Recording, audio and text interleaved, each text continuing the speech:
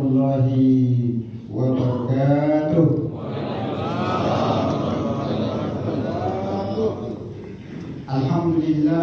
Alhamdulillahilladzi khalaqal mauta wal hayata liyabluwakum ayyukum ahsanu amala wa huwal azizul ghafur.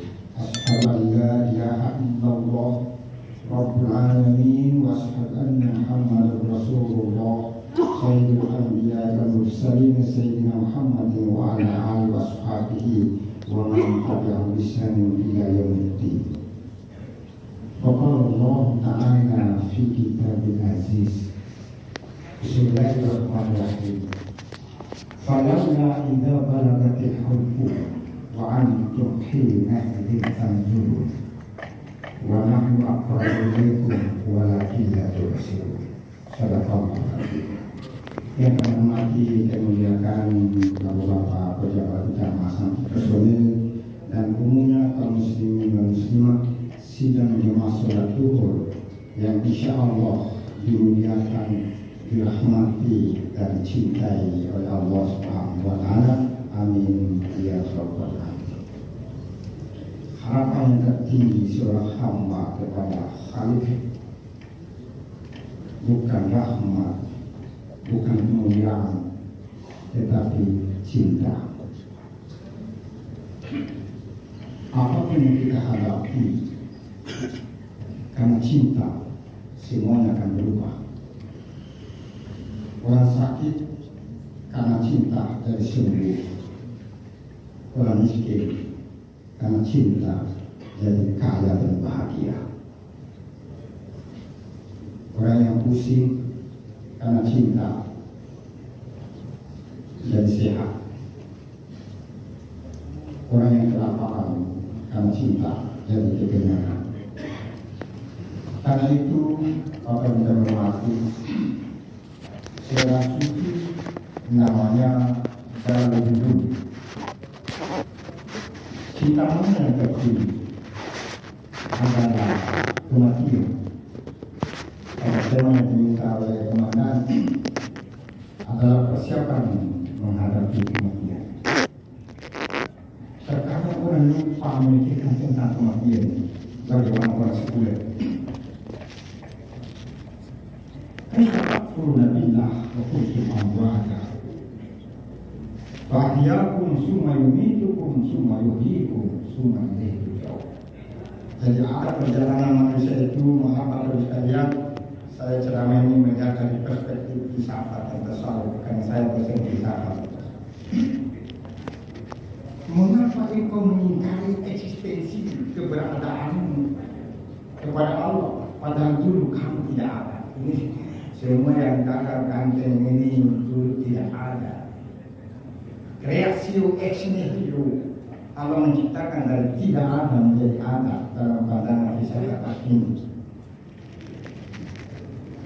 Kemudian kamu dihidupkan dalam buminya, kemudian dimatikan, kemudian dihidupkan, semua ilaihi turja'un. Jadi yang terakhir dalam perjalanan kita Bapak sekalian adalah bertatap wajah dengan Allah. Insya Allah yang hadir ini menurut teologi yang saya anut, kita akan ketemu Allah. Wujuhu yawma idzin na'imah. Wajah mereka berseri-seri bertatap Allah. Bapak Ibu yang hormati, karena itu lagi seorang sufi dalam gerung bilang saya banyak yang itu saya bikin itu inspirasi dari sufi tasawuf.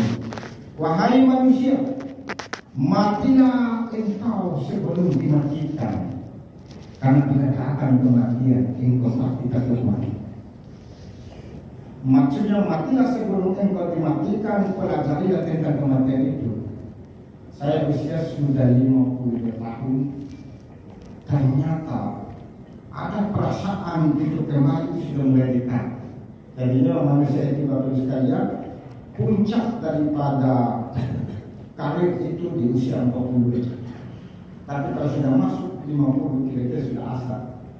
Makanya jangan heran Bapak ini lebih banyak meninggalkan kebiasaan tradisi di luar masjid daripada masjid. Selalu ke masjid. Kenapa? kita sadar kayaknya saya ini tinggal beberapa saat. Karena itu Bapak Ibu yang hormati, Allah Subhanahu wa Ta'ala menyampaikan kepada kita, barang siapa yang ingat mati ada 3 keistimewaan, pasti segera bertobat. Tetangga saya pas sama-sama kena suku meninggal, tiba-tiba mati. Kemudian ternyata Profesor Azumati Asy'ari itu mati juga. Ratu Elizabeth yang terkenal mati juga. Dan insya Allah Imam Hadi mati juga. Mana Imam? Itu Imam. Ngantuk. Bukan ngantuk, tapi dia bersikap. Dan barang siapa yang ingat mati pasti banyak amalnya. Ini kita semua. Katanya itu tadi apa yang disampaikan oleh protokol MC itu bahwa apabila mati, barang siapa yang mengikuti jalannya majelis taklim, maka Allah mengirimkan malaikat untuk melindungi mereka dengan sayang sampai mereka buka dari tempat itu. Saya kaji secara filsafat, apa maksudnya ini? Memang malaikat secara fisik adalah malaikat ciptaan Allah, ada fisik, tapi dalam bentuk nur. Tapi malaikat dalam pandangan filsafat itu adalah cahaya. Apa itu cahaya? Apa yang saya pelajari saya sampaikan. Ketika saya sampaikan akan koneksi. Kenapa? Bapak-bapak punya rasio, bapak-bapak punya rasa, aku juga. Jadi ilmu adalah nur. Cahaya itu adalah tentang memberikan penerangan kepada kita. Untuk saat cerita tentang kematian tadi, sebelum ke sini pasti bapak-bapak tidak ingat mati. Dan yang ketiga, siapa yang ingat mati Bapak Ibu sekalian, pasti dia puas hidupnya. Dan saya mohon maaf, ada beberapa biji rumah. Ini bukan dia.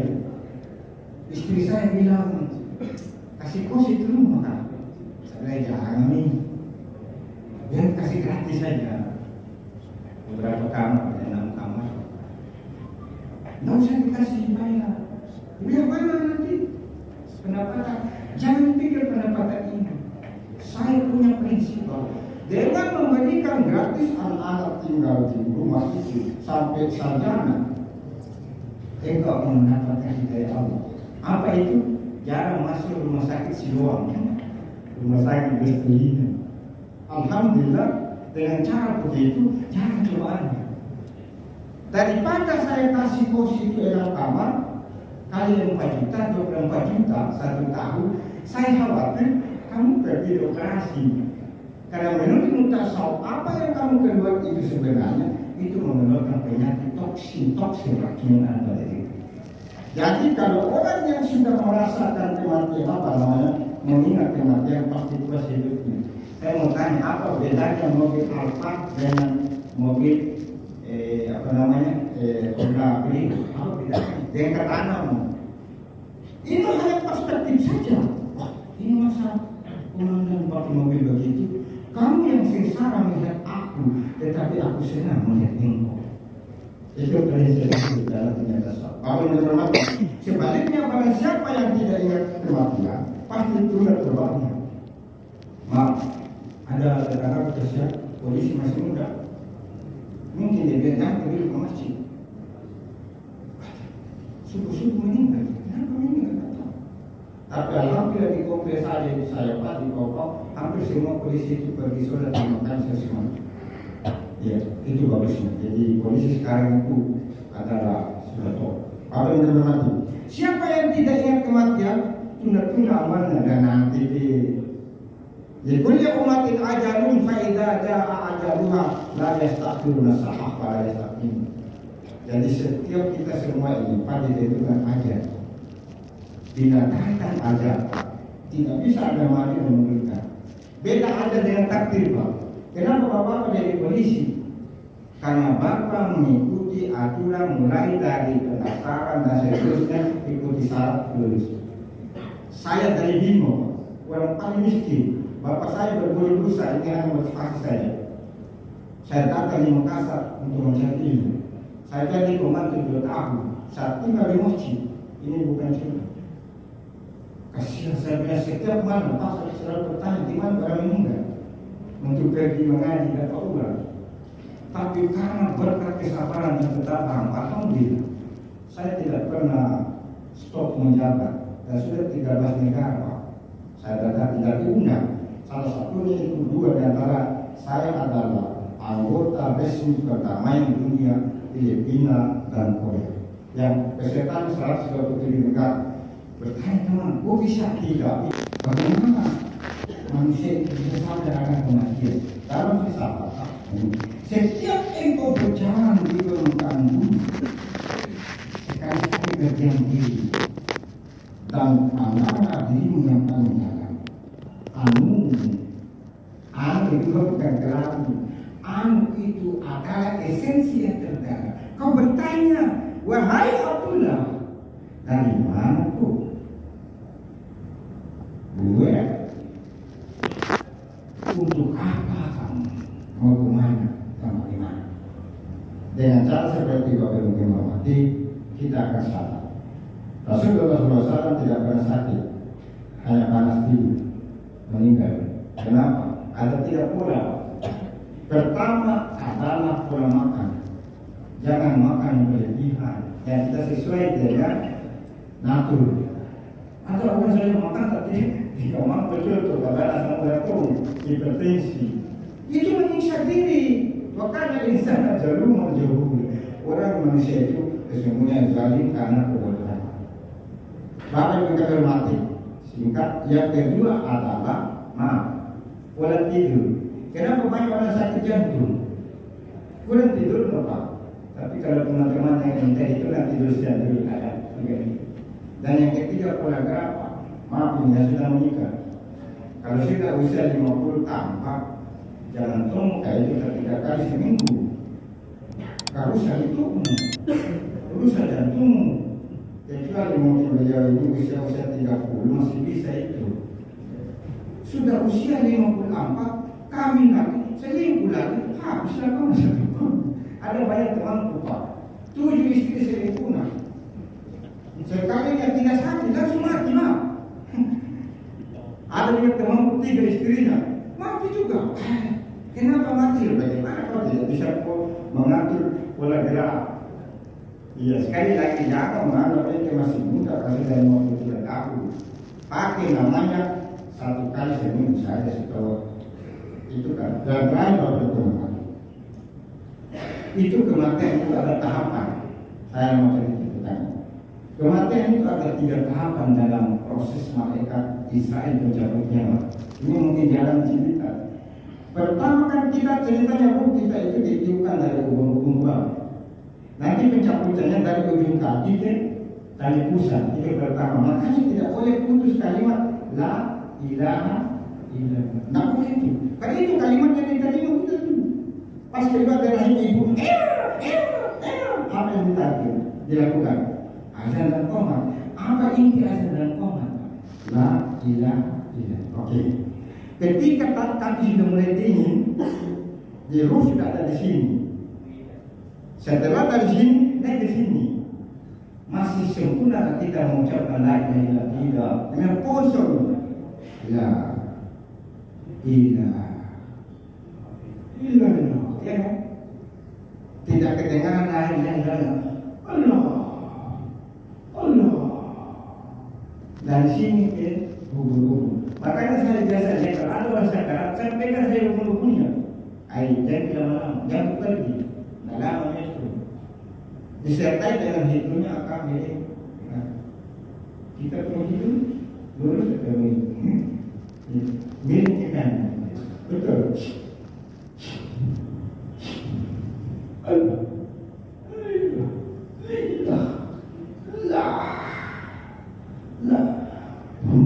Ternyata itu terakhir hu. Kalau bukan hu, kedua hu bilang tidak ada hebat. Kecuali ada stroke. La ilaha illallah. Padahal lahu. Makanya kalian bisa bacakan dari surat Al-Baqarah. Falamma idza balagatil hulqu wa antum hina idin tanzur. Ketika ruh kita berada di sini, maka Allah memperlihatkan 2 situ monitor. Sebelah kanan adalah semua perbuatan kita mulai usia balik 15 tahun ada pahala hidupannya, atau di sebelah kiri memonitor layangan ulang atau relay perbuatan jahat kita, dosa. Makanya ada orang dua kemungkinan Pak. Kalau pada saat terakhir mau dia senyum atau ketakutan.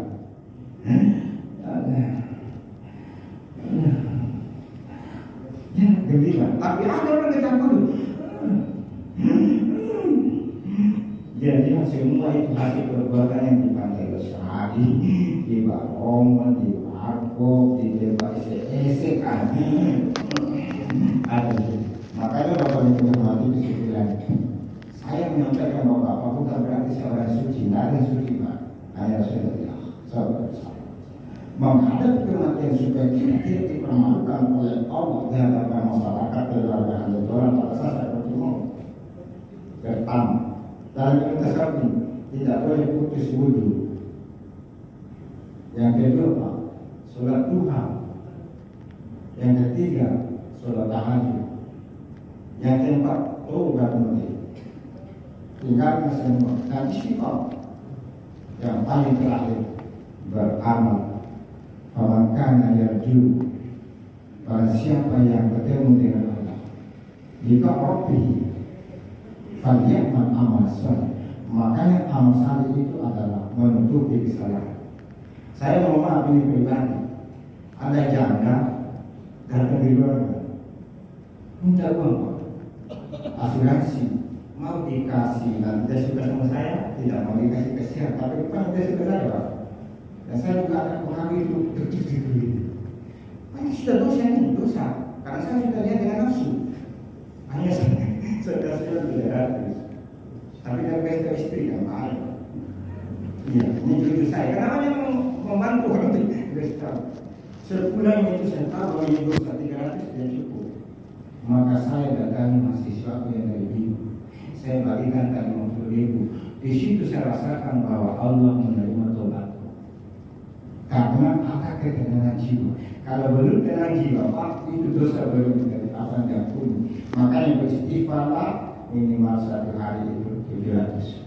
Apa 700 sekali. Yang selalu kita baca astagfirullahaladzim. La ilaha illallah wa la syarika lahu wa lahu alhamdulillah. Kalau tidak bisa astagfirullahaladzim. La ilaha illallah. Hasbunallah wa ni'mal wakil. Ni'mal maula wa ni'man nasir. Wala haula wala quwwata illa billah. Hasbunallah itu 7 kali sehari. La ilaha illallah terus semua kita astagfirullah semua kita. Insyaallah tidak akan selamat dunia wal akhirat. Ada satu yang berlupa. Bapak-bapak biasa pergi bertugas. Kita tinggalkan anak dan istri. Biar rumah polisi dimasuki ke maju.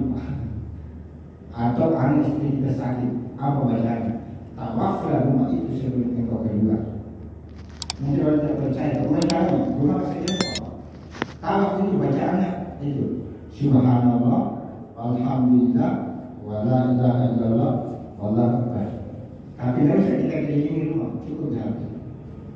Subhanallah, Alhamdulillah, Wala ilaha illallah, Wallahu akbar, Wala haula wala quwwata. Insyaallah kita pergi keluarga selamat, kita juga selamat Pak.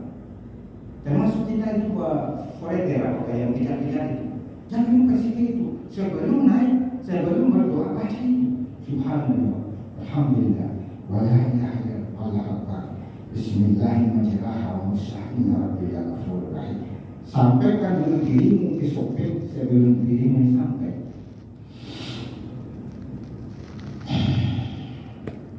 Banyak orang tidak percaya, tapi kalau diamalkan itu banget. Semoga ada manfaatnya Bapak yang berhormati. Apa yang saya sampaikan ini mungkin ada lebih dari 17 menit. Mohon maaf atas segala kekurangannya. Itulah manusia. Billahi taufiq wal hidayah. Assalamualaikum warahmatullahi wabarakatuh. Salam.